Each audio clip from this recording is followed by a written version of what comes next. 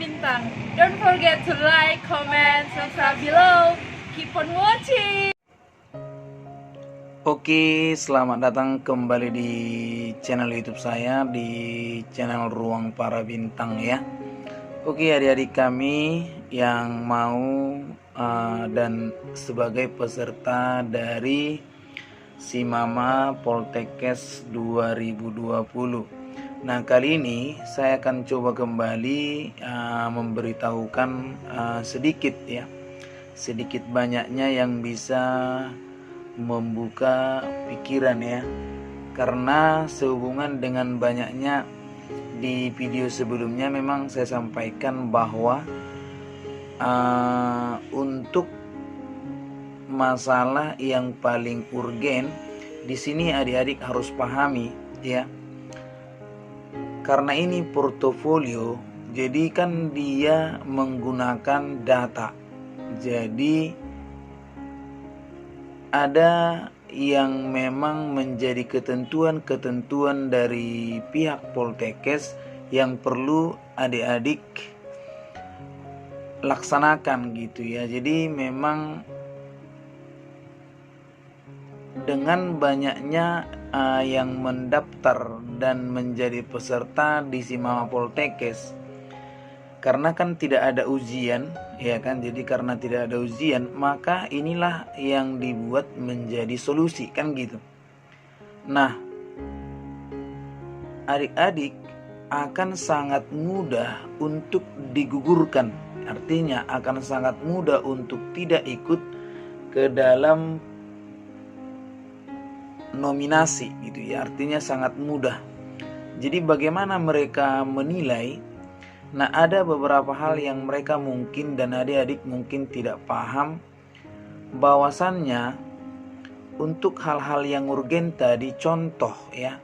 Nah, mungkin kalau masalah data itu kadang-kadang misalnya tanggal lahirnya tertulis seperti ini kemudian berubah. Nah, itu kayak masih bisa diatasi. Kemudian nomor identitas masih bisa diganti dan bisa dirubah, karena ada yang nanti yang mengantisipasi dan bisa dihubungi langsung ke pihak yang ada di Simama Poltekkes maupun di Poltekkes yang kamu tuju, silakan ditanya gitu. Nah, jadi yang di sini yang mau saya sampaikan adalah mungkin sebelum mendaftar adik-adik kurang membaca. Bacanya di mana? Ketika misalnya kamu lihat di sini, kan di sini ada tahapannya gitu. Jadi kalau tahapannya ini kan sudah ada. Nah, jadi bisa adik-adik lihat tahapannya. Oke. Nah, ketika adik-adik memasukkan jurusan seperti yang ada di sini, coba lihat. Misalnya di sini, masukkan pilihan jurusan. Kan di sini ada disampaikan, nah boleh memilih lokasi atau Poltekkes. Nah, dua pilihan dan boleh juga 3. Nah, jadi di sini sebenarnya banyak yang kurang jeli dalam membaca. Nah, memang mungkin aturan ini sangat tertutup. Dan tapi kalau kita pahami di situ ya aturannya, dan sebagian mungkin ada juga yang sudah paham, dilarang memilih itu artinya ya, tetapi kan ada di situ, tetapi tidak boleh satu Poltekkes gitu. Dilarang memilih 3 prodi atau 3 jurusan dalam satu lokasi, artinya dalam satu Poltekkes. Jadi nggak boleh kita pilih 3 ya dalam satu Poltekkes gitu. Nah, kenapa? Nah, inilah persyaratan yang perlu adik-adik pahami gitu. Nah, inilah dasarnya nanti mereka untuk menggugurkan kamu gitu. Jadi disinilah yang harus adik ketahui, bahwasannya ketika kamu memilih 3 jurusan di satu Poltekkes, ya kemungkinan besar kamu itu akan kena blacklist gitu, artinya kena list untuk digugurkan. Nah, karena banyak panitia lokal nanti yang meriksa, mungkin mereka juga supaya ini bisa cepat gitu kan, jadi mereka langsung menggugurkan yang memilih tiga jurusan dalam satu lokasi, jadi mereka langsung hapus tuh. Jadi bagusan yang sudah memilih, memang kita memilih satu lokasi tapi dua jurusan gitu. Nah memang itulah alternatifnya mungkin yang diberikan, karena ketika kamu memilih satu poltekkes 3 jurusan itu artinya sudah berlebihan gitu ya, sudah berlebihan dalam arti kamu memilih artinya sudah menghabiskan kuota di dalam poltekkes itu. Jadi sangat disayangkan apabila adik-adik yang saat ini memilih 3 jurusan dalam satu poltekkes. Saya memiliki keyakinan, ya kan, artinya kemungkinan besar adik-adik bisa kena blacklist, itu yang pertama gitu loh. Jadi dasarnya kamu salah di situ. Kalau yang ditoleransi ya banyak memang, misalnya foto ya kan, dikatakan merah, ada juga misalnya yang biru. Nah itu mungkin masih bisa. Tapi kalau sudah milih jurusan itu kan sudah dilarang di situ di pilihannya itu kan. Jadi harus satu poltekkes 2 jurusan, kalau dia 3 jangan satu poltekkes. Nah itulah yang banyak pertanyaan di sini gitu. Jadi banyak sekali pertanyaan yang muncul di sini gitu. Nah, itulah yang bisa saya jelaskan mengenai sistem daripada gugur dari penilaian portofolio. Masuk lagi ke berikutnya kan. Jadi karena mungkin ini sebenarnya adik-adik harus kuasailah gitu ya.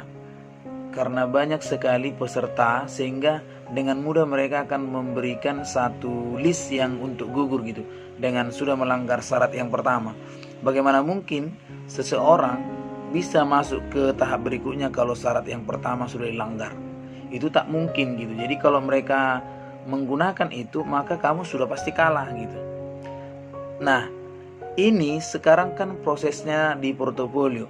Nah untuk penilaian portofolio, kamu di situ sudah kalah duluan, belum masuk ke tahap penilaian. Nah jadi yang ada sekarang masih misalnya menggunakan 3 jurusan, ya kita tunggu saja apakah memang ada solusi dari mereka atau mereka langsung. Tapi kemungkinan besar kamu itu gugur gitu. Jadi sekarang ya bagusan misalnya kamu langsung revisi atau update lagi daftar ulang gitu. Tapi kalau nggak sempat lagi ya gimana mau dibuat? Ya itu aja, ikuti. Nah tapi artinya kita tunggu mujizat gitu ya. Kita tunggu mujizat.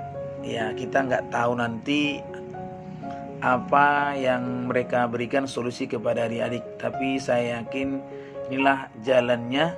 Mudah-mudahan kita berdoa supaya itu diterima gitu ya. Tapi karena sudah ada larangan seperti yang tadi, ya kita nggak bisa mengambil atau membuat suatu kesimpulan yang lain kan, karena sudah ada di situ syaratnya gitu. Nah oke.